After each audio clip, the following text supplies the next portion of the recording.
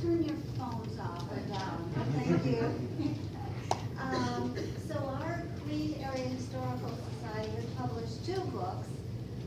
They are both no longer, unless you get them in eBay or something, but the first book in 1980 was called Crete, 1836 to 1980, talking all about the Crete history and the different things and the organizations around in 1980.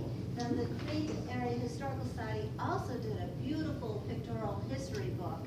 It's a hardbound book, and maybe you can get it on eBay because it's a beautiful book. The library has these books too, with pictures of all the houses, the businesses, the people of Crete, going back to quite a few years, early 1900s or late 1800s too.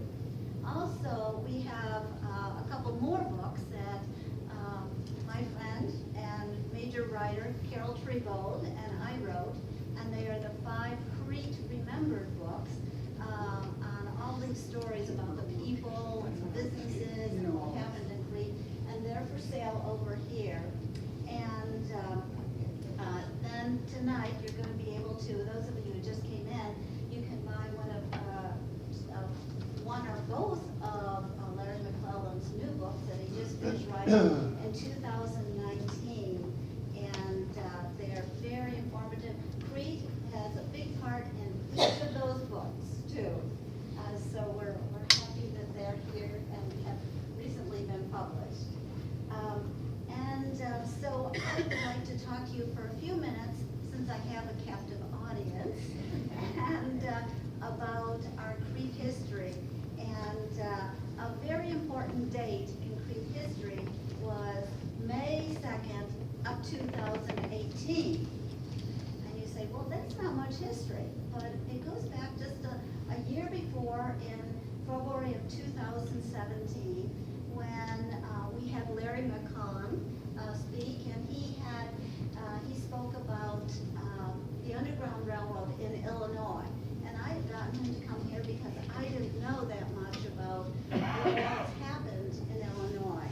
And so a month afterwards, what happened was that a group of 9 of us who were interested in history got together and started researching and trying to find old maps, old documents, and a lot more information about the Underground Railroad in Crete. And so we together gathered quite a bit new information, and I'd like to believe that maybe we gave Larry some of our information too. Absolutely. So I would like to, those people who are on this committee, because we're going to start again, because we need to have more Underground Railroad sites, to stand up when I call their names. Carol Trebold, Waylon Trebold, Tim Piepenbrink. Is Tim still here? Tim Piepenbrink is back. Ed and Harriet Gensler. Yes. Myself, Sabra Fetty. Is Sabra here? Sabra. And Brian Martin, and then Bill Muirhead, who is enjoying the sun in Texas right now. But so we put together this, gathered all this information, and then we had to submit an application to the National Park Service. And guess who we got to do it?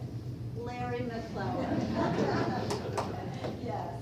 So he was wonderful, became a big part of our group, and he also, yes, that is a certification of acceptance. And so he compiled everything in December of 2017, and it was submitted in January of 2018, and then we waited, and we waited, and we waited, and on May 2nd of 2018, the National Park Service, the United States Park Service, gave us a certificate of acceptance for 2 of our sites. Now we have 4 more to submit and another application. These 2 sites are on the National Park Service, the Freedom Trail, the National Freedom Trail now, are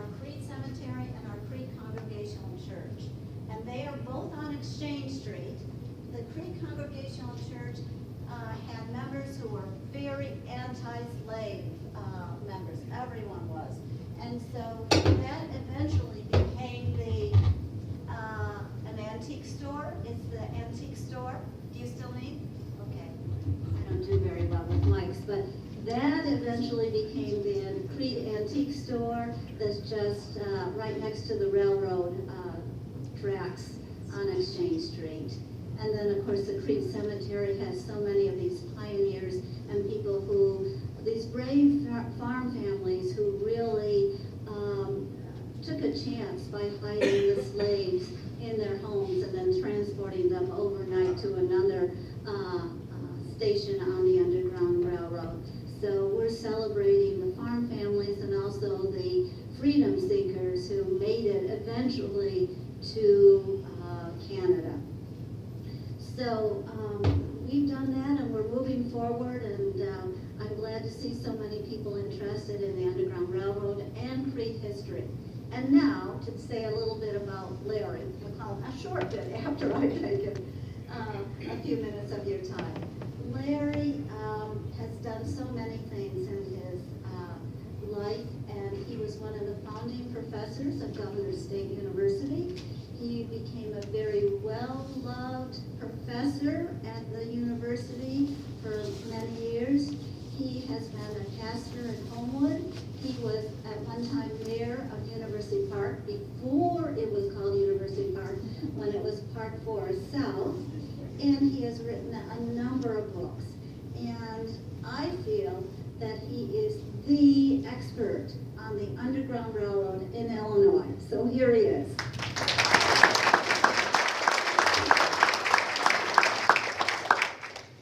Well, it's a delight to be with you, and I'll a little bit later in the program I'll be talking about a bit more about what Phyllis pointed to in terms of the involvement in Crete. What is the? Can we turn down the front lights? That's pretty good. All right, great, super. All right. Okay, so the Underground Railroad. Of course, it wasn't underground and it wasn't a railroad. What happened in the decades before the Civil War was that a variety of really remarkable people that were caught in bondage in the southern states, in the slave states. These really remarkable people, individuals, families, small groups, realized that they had to gain their freedom, that they did not want to live in slavery. And so a dear friend of mine, a woman who's a professor of African American Studies at the University of Maryland, likes to talk about them as people that seized their freedom. They grabbed a hold of it because they were going to be free. Unfortunately, it's really tricky to say freedom seizers, so we say freedom seekers. And it's a way of really changing the conversation to talk about these remarkable people that journeyed away from everything they knew to find their freedom. And as they left the South, they ran into people, white people and black people, that started to help them. And the people that helped began to communicate with each other, and those out of that grew the networks that became known as the Underground Railroad. And why is it called that? Well, the best story we have is that in the mid-1830s, a couple of fugitives had gotten away and escaped from Kentucky, and they got across the Ohio River, and there were slave catchers right behind them. The slaves, fugitive slaves, the freedom seekers, got into Ohio, and they just disappeared. Now, we all know that some people probably helped them, but they just disappeared. And these two old Kentucky slave catchers came across the river, and they looked around on one side to the other. I don't know, but those slaves are just gone. Maybe they went on some underground road. And that story got passed around about slaves disappearing on an underground road. And it became, they went on an underground railroad.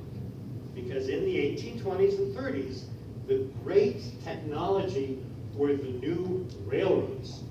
And like today, we talk about computers as a way of talking about human experience. Are you wired for that? Oh, I really crashed yesterday. We use computer language to talk about our experience.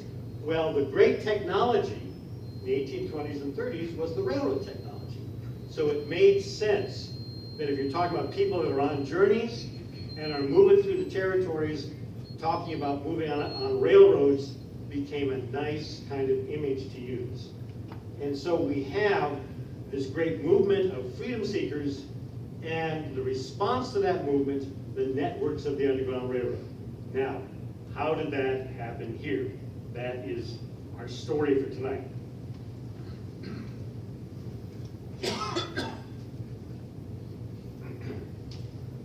However, to begin with, there is this amazing paradox that we as Americans share.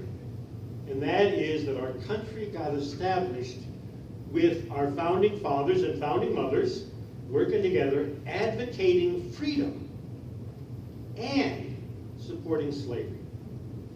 And slavery was, in fact, a reality across the United States. My family settled in New York State before the Revolutionary War, and they had slaves. And that's true of lots and lots of people. Slavery was across the United States. After the Revolution, it settled into the southern states. But there was this amazing paradox. We are part of a country that was founded on freedom, hallelujah, but also was founded supporting slavery very, very deliberately. And as politicians will do, the founding fathers kicked the can down the road. You know, they said, we can't have a country unless we support slavery, but that's a terrible thing, but we'll let our grandchildren worry about that. And so they kicked the issue down the road. And slavery then became the great issue by the time of the 1820s and 30s, and it is no accident that then networks of support with the Underground Railroad emerged. Now, as we begin to look at how do people help fugitives that were running away, how did we help those freedom seekers, there are three great puzzles in our arguments. First of all, many of us, and hopefully the kids here didn't experience this, but most of adults, we might all say, oh yeah, we learned in school about the Underground Railroad. That happened in the East Coast. Harriet Tubman and Frederick Douglass and Maryland and Pennsylvania and all that. And that is a real distortion. We need to expand that understanding because the Underground Railroad was an experience across the country. And in fact, something like 10 to 15% of the activity of freedom seekers coming through and being assisted, 10 to 15% of that happened right in Illinois. And it's not in any of the national history books. And that's something we were trying to change. The second great distortion or limitation is that we have carried in American history this image of these kind of courageous white people helping the poor, suffering black slaves. And again, that's an inaccurate and very kind of partial image. What we really need to understand is that this remarkable group of folks were seizing their freedom, and in response, all over America, there were communities of people of color and communities of white people, and in many instances, white people and black people working together to assist those freedom seekers. And so we really need to understand that expansion, that it was not a matter of whites helping blacks. Rather, it was a matter of people of African descent seeking their freedom and then finding assistance from a wide variety of white families and black families. It's a very rich American story. And some people say that it was the first civil rights story.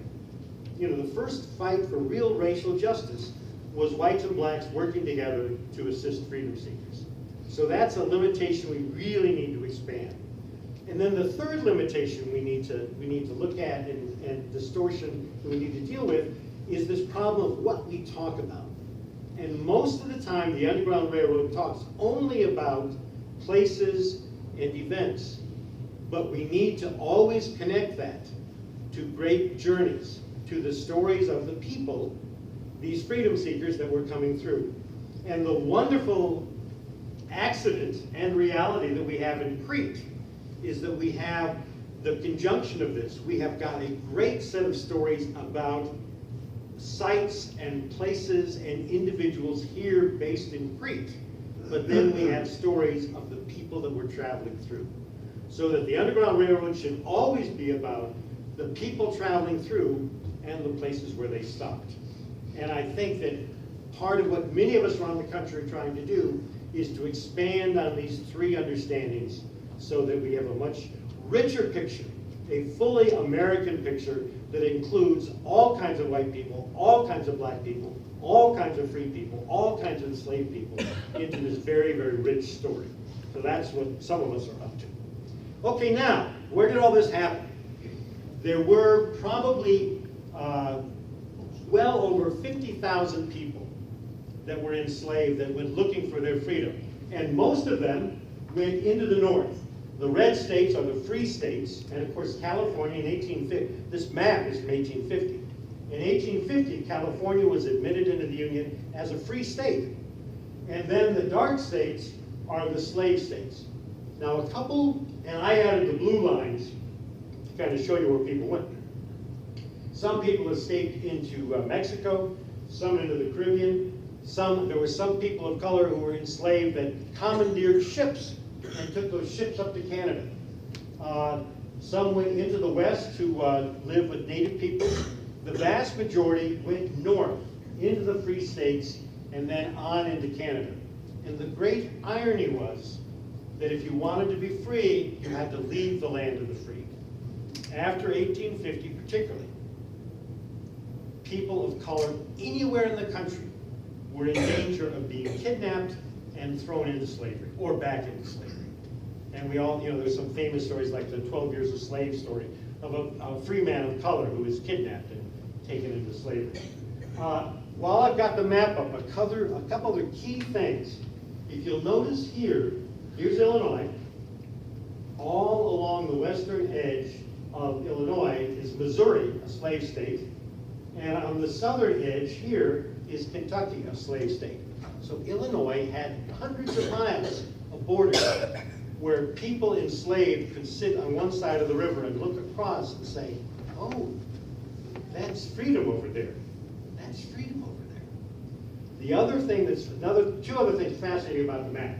Southern Illinois, the 24 southern counties of Illinois are further south than Richmond, Virginia, and most of the state of Virginia. Southern Illinois was really southern. With the outbreak of the Civil War, a couple of counties in southern Illinois seriously debated seceding from the state of Illinois to join the Confederacy. Fortunately, the Union Army showed up in Cairo pretty early, and that idea kind of went away. And the other thing that's fascinating about the map, and this is all really complex stuff. Missouri, Kentucky, Maryland, and Delaware were slave states, but they did not join the Confederacy. All right? So if you remember, Lincoln passes the great Emancipation Proclamation we all talk about, freeing the slaves. Well, he only freed the slaves in the Confederacy. It did not free the slaves in Missouri, Kentucky, Maryland, or Delaware.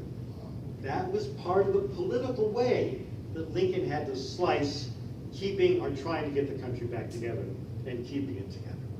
Okay, now in Illinois, my research suggests that 6,000 to 10,000 freedom seekers came into Illinois, and most of them came up here along the Mississippi River Valley, and then along the Illinois River, and then into northeastern Illinois. Okay? There are others that came overland, others that came across Iowa, and a lot from Missouri just coming across the river. In our part of the state, in the decades before the Civil War, between my research, I'm very confident this suggests that between 3,000 and 4,500 freedom seekers came into northeastern Illinois. And of those, roughly a third made it to Chicago and went by ship. And they went around. The key, remember, for freedom was to get to Detroit and Canada. If you went north through Wisconsin, it was all wilderness. Nobody living in Wisconsin hardly. And it was wilderness. If you wanted to have a life and be free, you headed for Detroit and then across the Detroit River into Canada and freedom. So about a third of the folks that came into our region went up around through Lake Michigan and into Detroit. Another third after 1852 went by train into Detroit, and the other third went by land. And folks I'm going to be talking about now are the ones that traveled on foot, by land. Okay? Now, what I've done is, in my research over the last 30 years, have identified in the Chicago region about 40 sites where we're very confident that freedom seekers were coming through and they were finding assistance. You can see they're all over the map, literally. And there are three kinds of sites. There are sites that are verifiable. We really know it happened here. We have the names of freedom seekers. We've got the names of the people that helped them. We've got first-person stories. We've got all kinds of evidence. Then there are places that are probable. We've got pretty good evidence. And there are places that are potential. And those are places that, well, it's local lore and we don't have any real evidence, but it could be. So we still want to be open to it. But let me give you, kind of the classic example. There was a house in Beverly, in Morgan Park, Beverly. There was a house for years, was advertised as an Underground Railroad site, but there was no documentation. And finally, somebody had the wit to research the house. And it turns out the house was built in 1874. Oh, well, that's 10 years after the Civil War, so it probably wasn't a place where, okay, so that's, but all of my stars, if you will, are almost all verifiable, and the others are probable. And we're very grateful for the local history stories, but there are potentials. And as I go along, I'll try to remember to give you a few examples of a couple of these things. Okay, now, looking specifically at the region south of Chicago, I've identified from Livingston and LaSalle counties on the west, coming out, here's Chicago up here. From Livingston and LaSalle counties coming through Grundy, Will County, we're right here, southern Cook, and then Lake Porter and LaPorte counties in northwest Indiana. I've identified, as you can see, about 20 places, and these are all verifiable sites. I got really good data on these sites. We know that freedom seekers came through, and we know that people were there assisting them. Now, as they came into northeastern Illinois, they really were forced into a 20-mile corridor between the bottom of Lake Michigan and the top of the Kankakee River swamps, which were actually about twice the size of my red squibble. And so if you think about it, anybody coming up the Illinois River Valley and all that, they couldn't go due east because this was all marshland. They were forced to go northeast to get up into this part of the state of Illinois. And then coming across the Illinois River, here's the I&M Canal, going into Chicago and then on to Detroit over here, or coming right through our part of the woods here in eastern Will County. So there are two streams of movement. This is called the old Chicago-Detroit Road, and what we know, the other great corridor is the Sauk Trail. And what I want to talk with you tonight about is those two great corridors of movement. And here's an old map from the 1940s. The great Chicago to Detroit Road, built in 1825, one of the few major highway projects of the federal government. And originally, when it was built, originally it was along the lakefront. And there are stories of people getting into Indiana to Michigan City on the perfect conditions.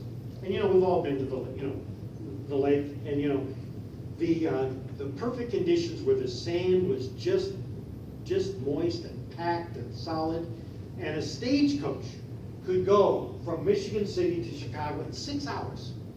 It was like on a boulevard on the lakefront, but not very often.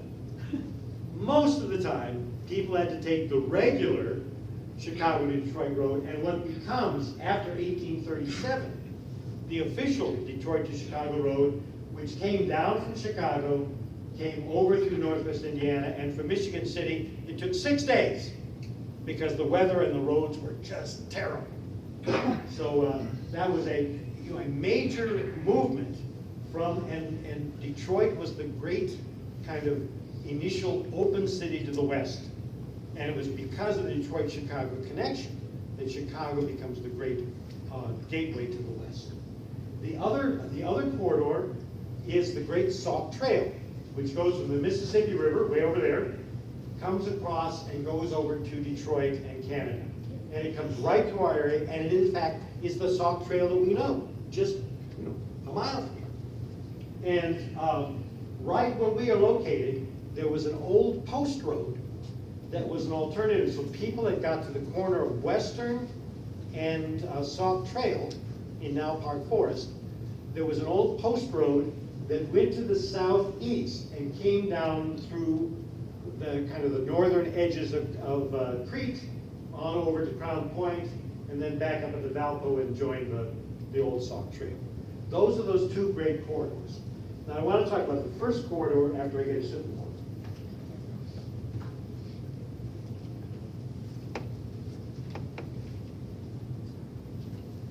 So the first corridor is kind of following the Illinois River from LaSalle, Peru, and Ottawa, and coming across, following the I&M Canal there, heading up into Chicago. And then once they got in Chicago, they dropped down and crossed the Little Calumet River, and then went on to Detroit. And I've got in the book, I've got cycles of stories about all of these people and all these adventures and the freedom seekers that came through and everything. But I want to give you kind of an overview tonight.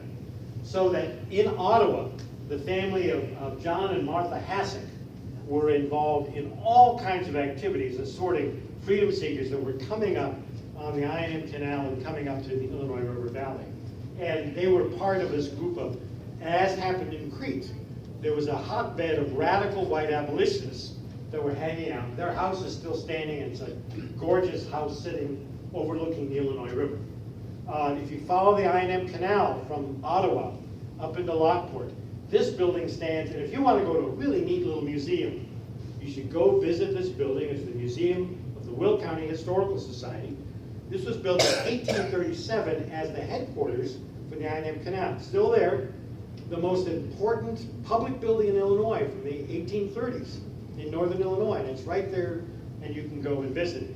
We have also had that designated as a site recognized by the National Park Service.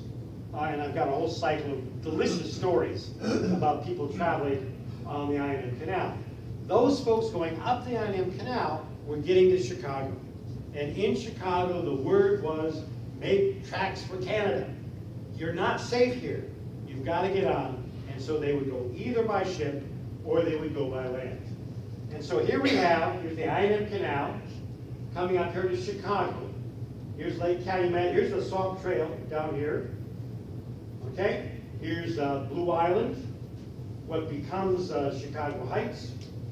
So from Chicago, which was a little tiny town, the great Chicago to Detroit Road went 15 miles due south to cross the Little Calumet River. And can you imagine if you're a freedom seeker and you've been running and escaping from the south and you get to Chicago and they say, fine, you want to get to freedom? You're going to have to walk south.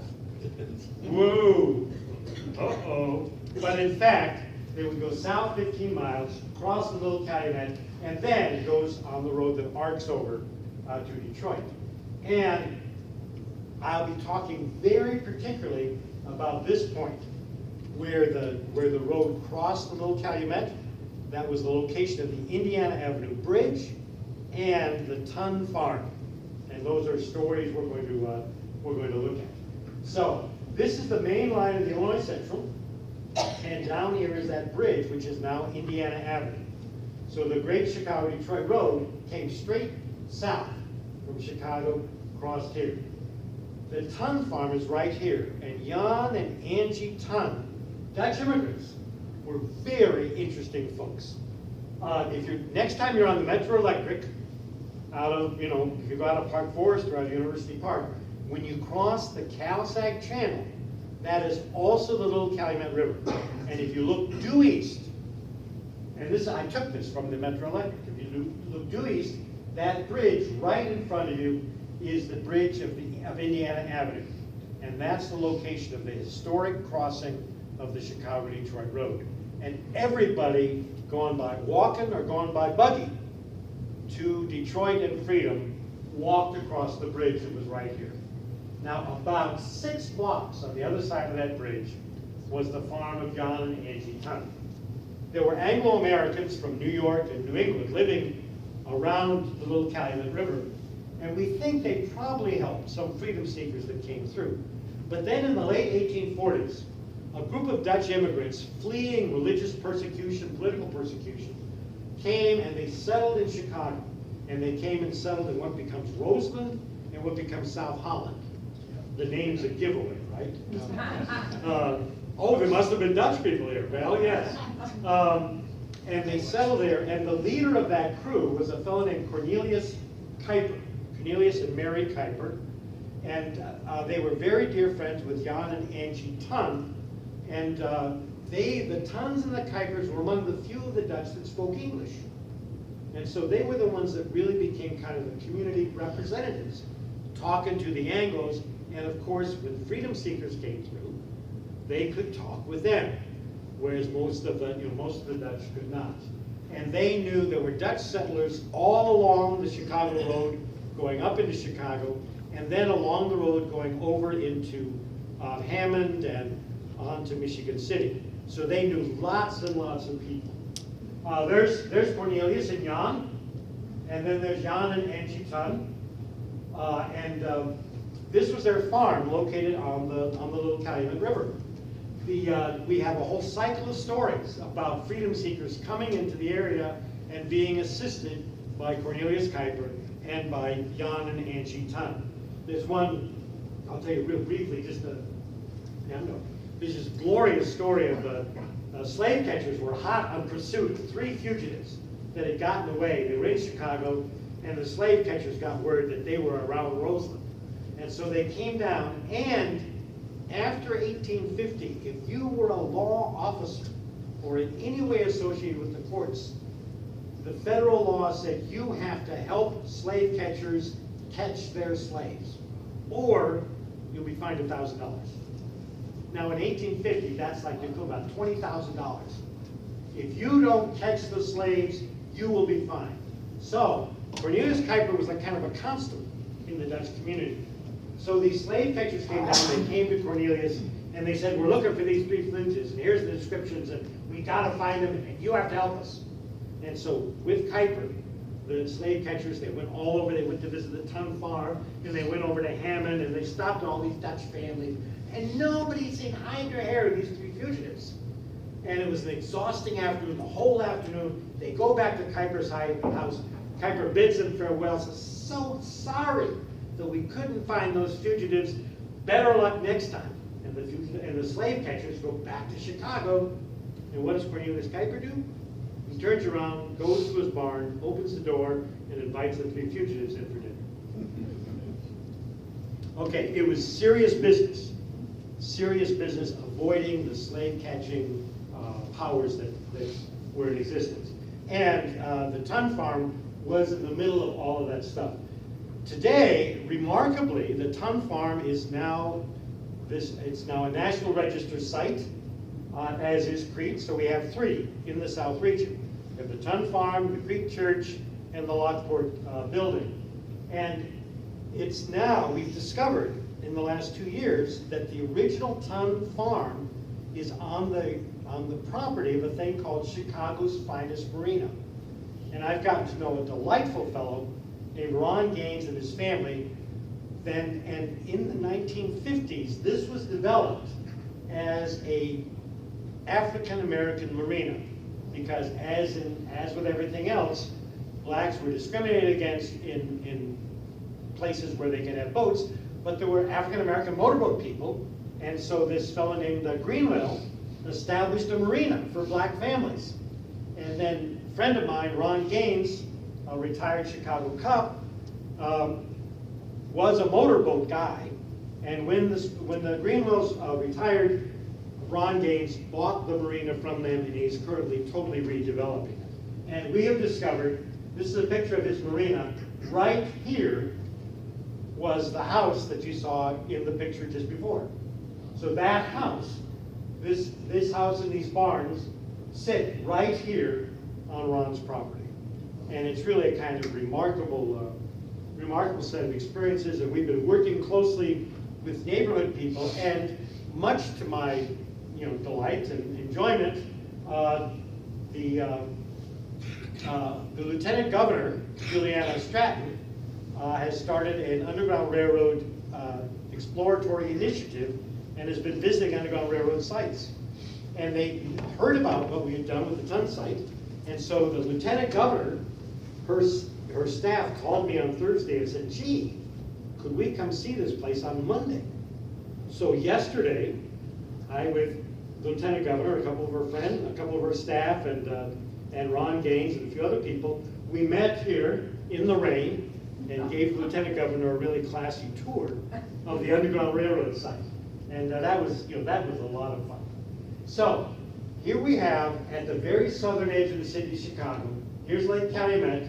The Kuiper House was on Michigan Avenue. The Pullman project is right here. The Ton Farm was on the Little Calumet. And any of you here know Dalton really well? Okay, a couple of Dalton people. Okay, right through the center of town is the Michigan City Road. Why is it called the Michigan City Road? Because it goes to Michigan City, because that's the old Chicago to Detroit road from hundreds of years ago that came down out of Chicago, goes to Michigan City, and on to Detroit. And my research shows that crossing the Indiana Harbor Bridge, going right past the Ton Farm, and wandering down Michigan City Road, 300 to 600 freedom seekers came walking through that area. It's kind of remarkable.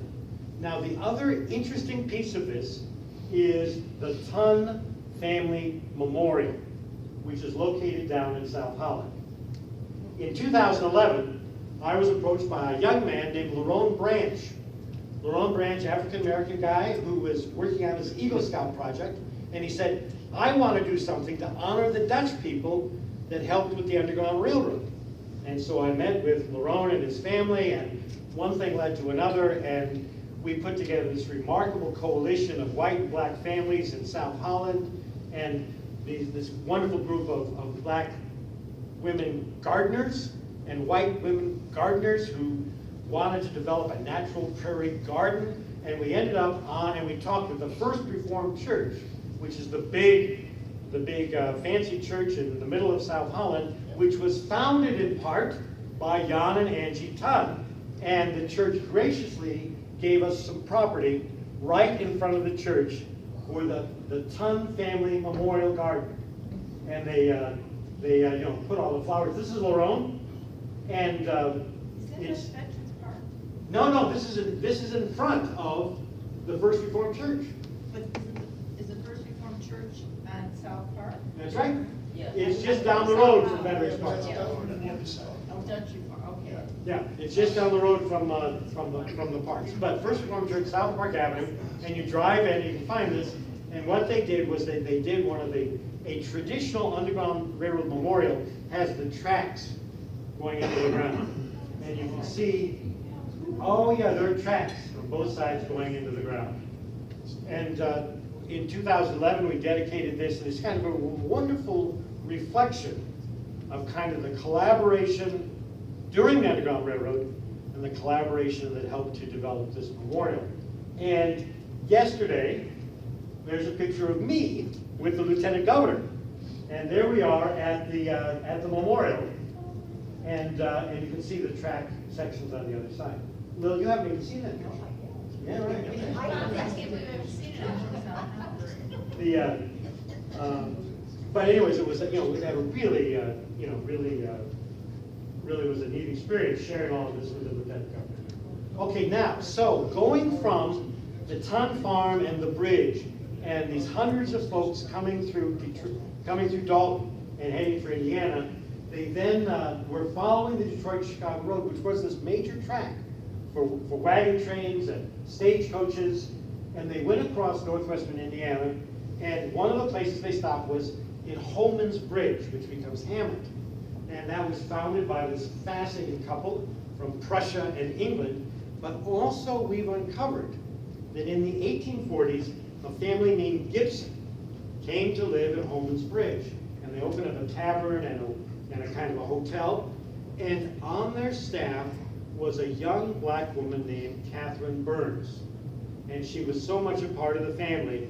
She lived well into the 20th century. She became known to everybody as Kitty Gibson, but her name was Catherine Burns. And this is one of those probable experiences. Everything points to the fact, I don't have a document that specifically Catherine Burns assisted freedom seekers, but we know she was there in the 1840s and 50s. There were hundreds of freedom seekers coming through. She was very much aware of herself as a person of color, and it is very, very reasonable to assume that Kitty Gibson was deeply involved in assisting freedom seekers. And again, to point to that fact that for the folks, the Kuipers and the Tuns and all, they were working with white and black abolitionists in Chicago who were sending freedom seekers to them. And then from the little Calumet, they were going on with the assistance of Kitty Gibson, going on to Detroit, where there was a very strong African-American energy involved with the Underground Railroad. We have a whole cycle of stories in the book about activities in the dunes. There were people, lots of reports of people. We remember the dunes, particularly during the summer, were an ideal hiding place for freedom seekers as they were making their way across to Detroit. And there's a wonderful story about a burned out boat. And there are these other communities like Chesterton and Tremont, and we've got families and we've got journeys associated with all of these sites. Of particular importance was the group of radical abolitionists in Michigan City. They all were very connected to a guy named Daniel Lowe, and we have documentation that well over 150 freedom seekers were assisted by the Lowes making their way, and they had a big farm just south of Michigan City. So what we know is that along that Chicago to Detroit road, there were very specific instances where we've got very good documentation. We know that this was a major movement of 300 to 600 freedom seekers across that. Now, let's turn to the Sauk Trail. The Sauk Trail was the old native trail all the way from the Mississippi River across Illinois and then across Michigan into Detroit and on to Canada.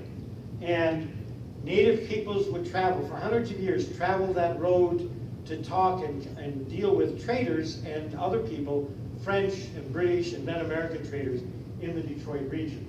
In 1825, when they built the Detroit-Chicago Road, they followed the Sauk Trail all across Michigan, and then they took it right to the coast and then around to Chicago. So this is that southern route, and of course this comes right across Will County and on the way. I found this wonderful picture from 1921 of an actual remnant of the old Sauk Trail. And you can see how worn it is. And you can just kind of imagine these native peoples walking single file, leading their horses and all their belongings, and traveling across the states to get to Detroit and to bargain with the British and with the French, and then coming back. And this is it's that trail that then gets widened and becomes a road, and then a stagecoach road, and then as we know it, it becomes a really busy highway. But it's our Sauk Trail. Over in the middle of Will County in New Lenox was the Havens Family Farm and Hotel, which is on the south side of the Sauk Trail. The building was torn down in the middle of the night by developers, but they were gracious enough to give some of the bricks. The local history people, they put them up a memorial to that wonderful old site, historic site that we lost. And then there are cycles of stories across Will County. In Joliet, a wonderful a black guy named Henry Belt, the savages and the beaches in Homer Township, folks in Mokina. This is a cemetery in Mokina. And just to see our relation to these stories, up here, there's Lake Michigan. We've got the Chicago-Detroit Road, the Dalton Farm and the Tunn Farm. Down here is the Sauk Trail. And what we're really interested in, here's Crete. We're sitting right here. What we're really interested in is the farms along the Sauk Trail. There's Western Avenue, and the activities here kind of on the eastern side of Crete, what was known as Beaker's Road. On the Sauk Trail, and we've got a cycle of stories with all of these families. The Coles, the Batchelors, the McCoys, John and Sabra McCoy, and we have McCoy descendants with us. And we are very honored to have them with us, and I'll be talking about the McCoy homestead in a moment. And then in Crete and Beebe's Grove, this is up in the off near 394. Everyone knows where the Coles is, right? Okay, the parking lot of the Coles was the farm of Samuel and Elizabeth Cushing. And we have documented that they helped at least 90 freedom seekers, and probably more. I mean, that site ought to have a historic marker. We all talked about it, and you know, if somebody wants, here's a deal. Here's a deal. All we need in the historical, all we need is $5,000, and we'll put up a historic marker in the Coles parking lot, and we'll force them to do it. And we'll get 30% off. Yeah. They're right. And you're right. And right. And if we work it right on a Saturday with our 30% coupons, we can get $8,000.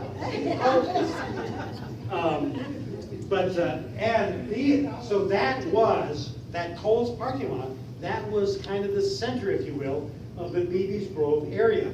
Just north of the road was the Beebe's farm, and there are folks here, including Ryan, who have been kind of tromping around these properties forever and ever.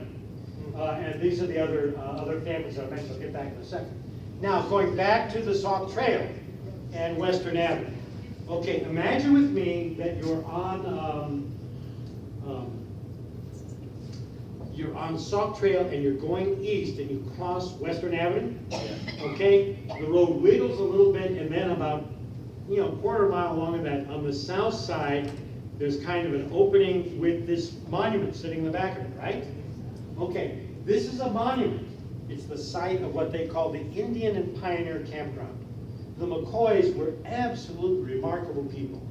They had very, very good relationships with the native peoples, and as native peoples were moving back and forth on the Sauk Trail, they both interacted with the McCoys and often would stay on their farmstead.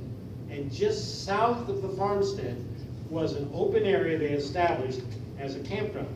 And then later on in the 1840s and 50s, as people started coming in stagecoach and covered wagons, coming across on the Sauk Trail, they would stop at this Pioneer Campground. So next time you're on Sauk Trail, look for that. Now, immediately on the north side, right where that marker is, on the north side was the location of the McCoy home. And this is John McCoy as a young man and Sabra McCoy as an older woman.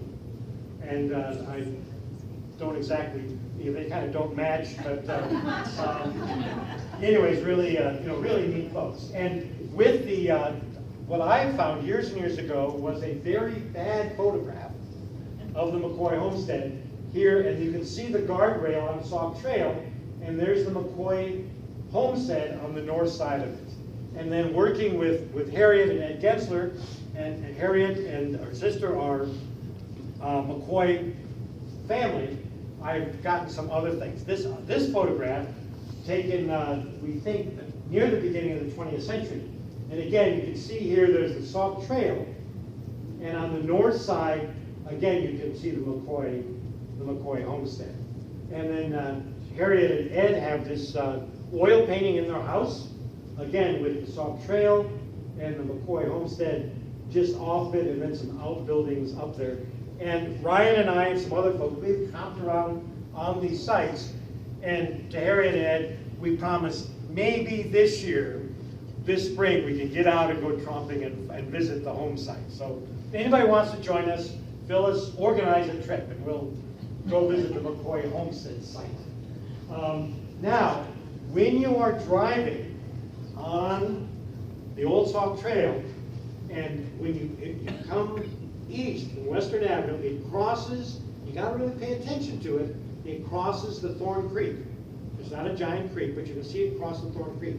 And just 50 yards after it crosses Thorn Creek, on the left, or the north side of the road, you will see this shelf of land. And as a matter of fact, today, with snow on it, it's a lot easier to see it. But that shelf of land was the McCoy homestead site, where we know that well over 100 freedom seekers. We've documented 90. We know well over 100 freedom seekers stopped here on their road. So look for that site.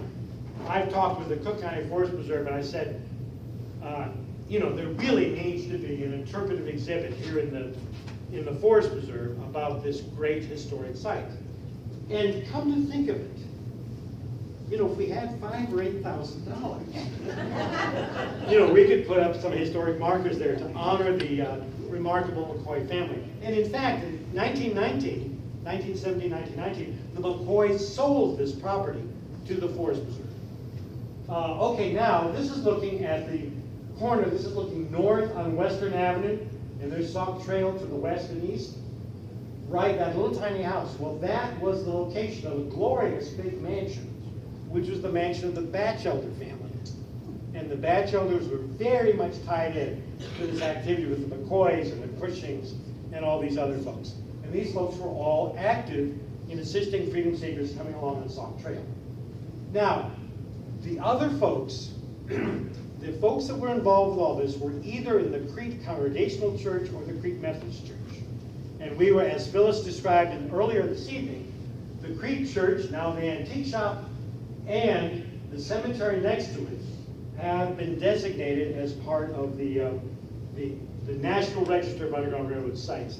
This congregation in 1842 was, your folks here in Crete were one of the first religious groups in Illinois to issue a resolution condemning slavery and saying it is the call of Christian people to oppose slavery, to support the abolition of it.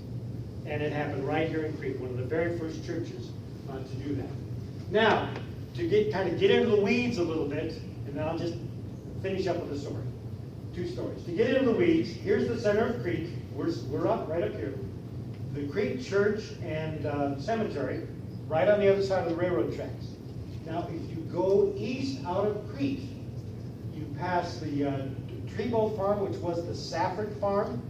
The Saffords were very much involved in this process of assisting freedom seekers. The farm of Moses and, help me, Moses and Elizabeth? Elizabeth or Hannah? Yeah. Hannah. Moses and Hannah Cook were very much involved. In the 1850s, early 1850s, they had a farmhand named Victor Slade, the first permanent black resident in Will County in 1850. And we believe he was a freedom seeker. Now, this is the Cushing property. That's where the Coles lot is. 394 runs right about here. Okay? So the Cushing property is here. The Beebe or Beach property was there. And so this is all, and we've got really good documentation on all this stuff. And as Phyllis says, we've got another several, you know, the Safford Farm and the Cushing Farm and this, and then the McCoy stuff up here. So the Batchelders were here, the McCoys were here, and then a family called the Browns at the intersection. You know where the Walgreens is in South Chicago Heights? That was the Browns Corners. You know, fugitive slaves went through there. So anyways, and we've got all the cycles of all these stories to tell. But there really is a lot to be proud of, that this area, Crete, South Heights, Park Forest, were very much a part of the Underground Railroad story, and literally hundreds, 300 to 600 freedom seekers came right along the Sauk Trail and along the old post road. Now coming from here, they went due east, across, and that's the green going across northwest Indiana to Dyer. This is a probable site. The old State Line Hotel, torn down about 10 years ago. In Merrillville, the site of the home of Dr. Henry Palmer, first physician in northwestern Indiana, very much involved with the underground. There were families in Valparaiso, and very interestingly, there were two sets of real activists involved in Westville. And one of them was, they were tied into the Congregational Church called the Union Church, and other was a group of Quakers. And among the Quakers, tied up with them was a man of international importance. And of course, you all recognize the name Charles Osborne, right? I hear a couple yeses. Well, you ought to know, Charles Osborne, who spent his final years living and then dying in Westfield, Indiana, was the father of American abolition. A man who, one of the great, great moral heroes of this country. And I'm just like you, up until 2 years ago, I'd never heard of Charles Osborne. So come to find out, Charles Osborne came and lived out his life here. And he was in 1817, he was the first great public voice saying slavery is immoral, it is a sin against God, and it must be abolished. And everybody that was anybody in American abolitionism was shaped by Charles Osborne, this great, great American hero, and everybody's forgotten about him.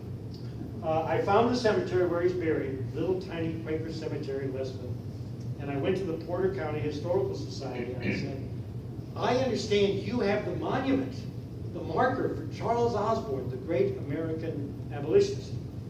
And they said, well, we fixed it. And so I spent an hour, we looked all over the museum, everywhere. No stone. And then we looked in the broom closet. And behind the brooms was this stone. And they had no idea who Charles Osborne was. And you just think, wow, you know, a person who helped shape the moral character of this country. And, you know, and he's forgotten. Okay, so then there's another cycle of stories in LaPorte, and it's really cool because we also have, just as we have these locations along the road, we have all these places along the Sauk Trail where we know that freedom seekers moved. And so we're talking about real stories and real history, and it's really changing the way we talk about things in the early days. Now, in fact, all of these great stories of the movement of freedom seekers are journey stories. And I want to tell you the great journey story, real brief, with Carolyn Quarles, and I've gotten so involved I've written a book about Carolyn. In 1843, Caroline was 16 years old, and she was living in a house in St. Louis, and she was a slave.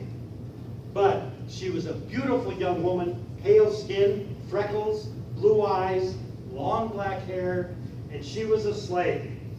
And she was the child of her master's son. Her master was a guy named Robert Quarles, Sr., who was a very big deal in the Revolutionary War. The Quarles had lived in Virginia, and they knew the Jeffersons and the Randolphs and the Carrs and all those folks. And they made a big decision to move to the frontier and move to St. Louis. But Robert Quarles Sr. was very proud of his revolutionary heritage. He and his brother fought with George Washington in Valley Forge. So they moved. And then when his son, Robert Quarles Jr., is about 28 and about to get married, he decides that he's going to have his way with some of the slave women. And there was a young slave girl, 17 years old, named Maria. And Maria got pregnant by Robert Quarles, and Caroline was born. So Caroline grows up as a slave in her father's house, her grandfather's house, and she grows up with her kind of step cousins. And of course, they're free kids. And she grows up as a slave kid in the house. And at the age of 16, she said, this is crazy, I'm leaving. And so she got some belongings together, she went down to the docks, and because she could pass as white, she was able to buy a ticket on the riverboat north, and she took the riverboat north, and on the riverboat she mixed with all these white girls.